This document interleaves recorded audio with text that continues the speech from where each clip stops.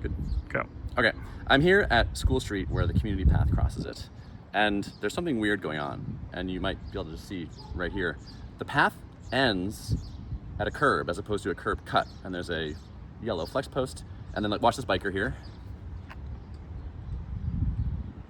Kind of a weird maneuver you have to do. Well, first of all, if you're not paying attention, you'll just slam off the edge of the curb into the road. But like, why is this like this? If you look at the other crossings of the path, generally there's like a nice curb cut right at the path and you're able to cross into crosswalk and then keep going. But here you've got this awkward maneuver that you have to do. Yikes! And you have stuff like that happening. So why is this like this? Well, unfortunately, it's because this bridge is controlled by the Department of Transportation, by the state.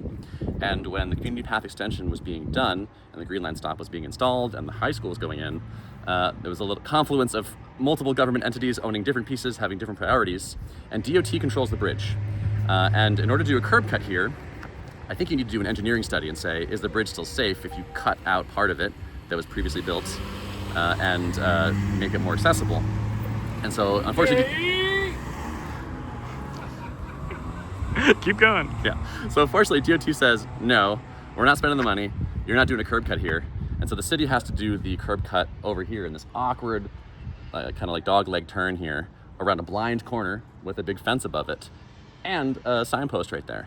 And to me, this is super unfortunate. I think you saw earlier on the video, there's like this awkward interaction between pedestrians and bikes and other bikes and cars. It's weird to come out into the intersection right after making a turn, like out into the street. And so I would love to see this reopened and start the conversation with DOT.